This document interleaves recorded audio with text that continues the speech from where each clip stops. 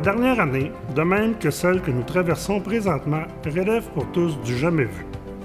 Comme vous tous, la Fondation a dû revoir ses façons de faire au cours de 2020 afin de maintenir sa capacité de soutenir notre hôpital à un moment critique pour notre système de santé et son personnel. C'est grâce à vous et à votre générosité exemplaire, chers partenaires et donateurs qui, malgré toutes les difficultés que la pandémie nous a tous occasionnés, êtes demeurés fidèles à la cause que notre Fondation a pu remplir sa mission une fois de plus cette année. Pour notre conseil d'administration ainsi que son président, Michel Gagné et moi, il est impératif de permettre à nos donateurs de voir quelques-uns des exemples de réalisations concrètes rendues possibles grâce à votre soutien exceptionnel, lequel se doit d'être souligné cette année. À défaut de pouvoir vous recevoir à l'hôpital Honoré-Mercier, nous vous présentons le tout en images. Mars 2020. La pandémie frappe. Face à l'inconnu et l'incertitude de ce qui nous attend, la Fondation décide d'annuler ses deux événements majeurs, le Tour de la montagne des Jardins et son annuel tournoi de golf et gastronomie. Elle doit relever le défi de se réinventer et de voir comment elle pourra maintenir le soutien de ses donateurs afin de remplir sa mission de levier de développement des soins pour notre hôpital, lequel aura plus que jamais besoin de la générosité de notre communauté.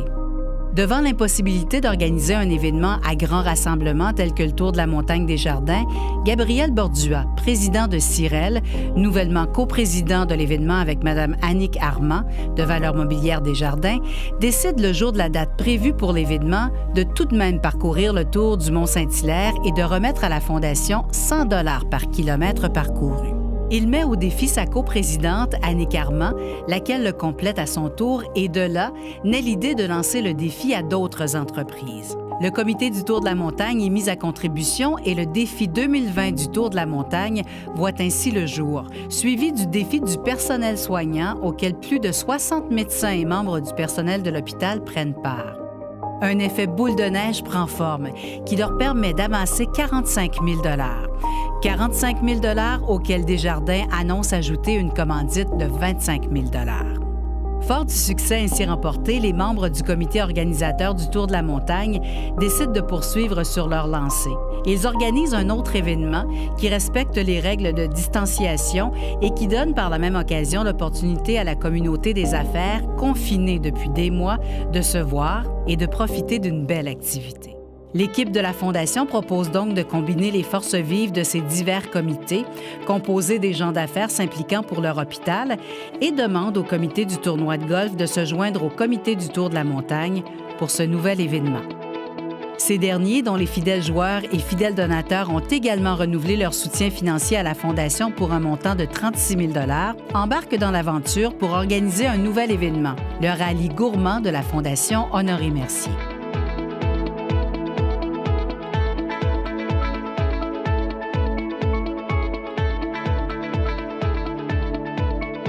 Plusieurs employeurs se sont joints à la campagne de reconnaissance de la Fondation envers leurs employés dans le cadre de la Saint-Valentin.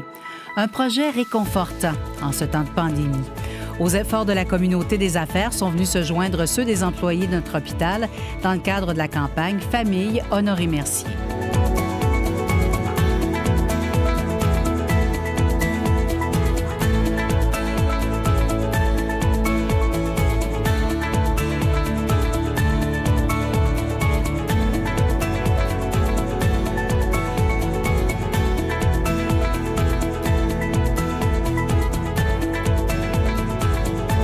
Afin de manifester notre reconnaissance et notre soutien envers le personnel de la santé et de tenter d'apporter un peu de joie dans le quotidien des personnes âgées fortement affectées par la pandémie, la Fondation et des membres de la communauté ont également posé des gestes dignes de mention au cours de la dernière année, leur démontrant ainsi solidarité et reconnaissance.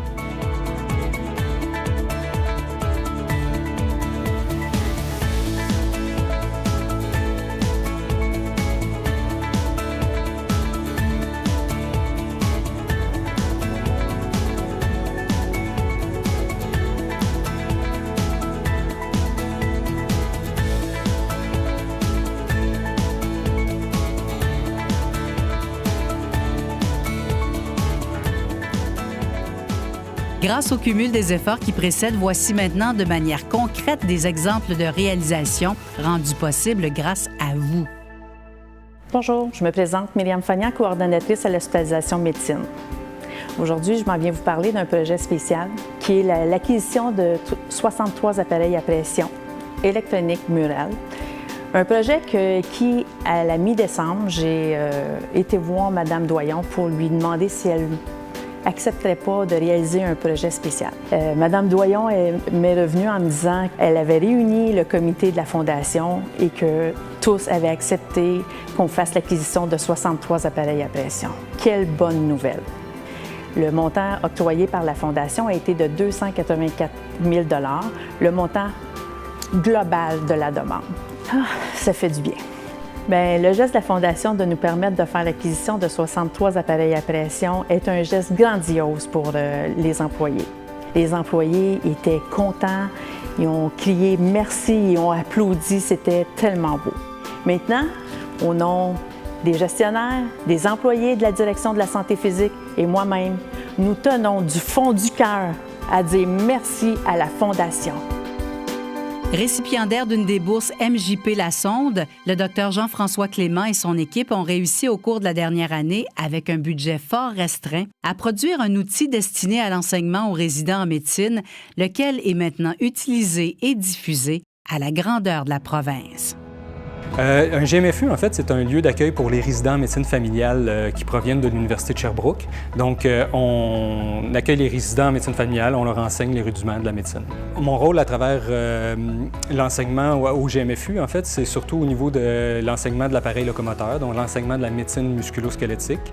J'ai été chanceux en 2018, j'ai eu droit à une des bourses MJP La Sonde que je remercie énormément, donc à Michel, Jean et Pierre Lassonde pour leur encouragement finalement à enseigner aux résidents.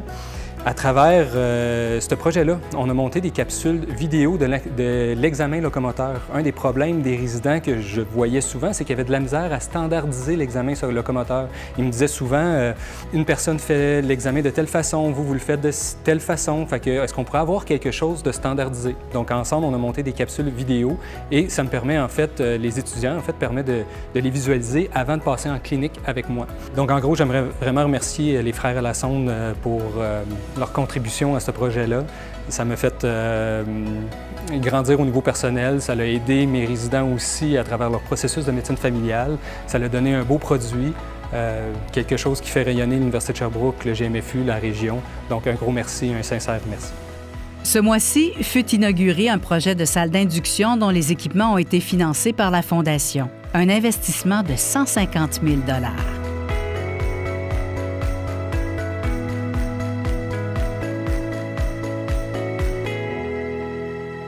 L'avantage maintenant d'avoir la salle d'induction, en fait, nous, on faisait ces techniques-là à la salle de réveil dans un petit coin où il y avait beaucoup de circulation, on était à l'étroit.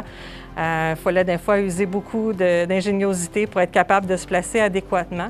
Donc, le but d'une salle d'induction, c'est de pouvoir avoir le temps, de faire le bloc, donc de faire la gelure, et de deux, avoir le temps que le patient puisse geler comme il faut avant d'entrer dans la salle d'opération pour être opéré. Avec la salle d'induction, ce qui se passe, c'est que le patient part du court séjour. Il s'en vient directement ici pour recevoir son bloc et attend ici l'efficacité de son bloc pour partir à la salle d'opération, se faire directement opérer, et ce, sans transiger par la salle de réveil. Et enfin, maintenant que nous avons présenté en partie où sont allés vos dons, voici un des projets pour lesquels le conseil d'administration de la Fondation a accepté de travailler activement au cours de la prochaine année afin d'amener un tout nouveau service dans notre hôpital, la chirurgie spinale. Nous avons ainsi accepté le défi d'amasser pour le service d'orthopédie plus de 300 000 $. Un projet pour lequel nous espérons que vous nous apporterez de nouveau votre soutien en participant activement et en soutenant nos événements et autres initiatives. Pour vous en parler, voici la Dr Patricia Sirois, chirurgienne orthopédique et spécialiste de la chirurgie spinale. En fait, moi, j'ai commencé à travailler ici en mars 2019 pour prendre la relève de Dr Julien Dionne, qui avait déjà pris sa retraite depuis juillet 2018. Puis en fait, c'était le seul orthopédiste de l'équipe ici qui couvrait la chirurgie de la colonne. Donc, comme équipe d'orthopédistes, on trouvait ça hyper important de continuer ce service-là. Puis aussi, par le fait même que je revenais de ma formation, on voulait continuer à développer le service de chirurgie spinale en variant l'offre de services puis en pouvant amener des nouvelles technologies à Saint-Hyacinthe. Le but du service de chirurgie spinale, c'est de poursuivre et de créer le corridor de service au travers du CISSS Montérégie-Est. Initialement, on veut desservir la population de Saint-Hyacinthe et des environs, puis éventuellement d'étendre à tout le CISSS de notre région.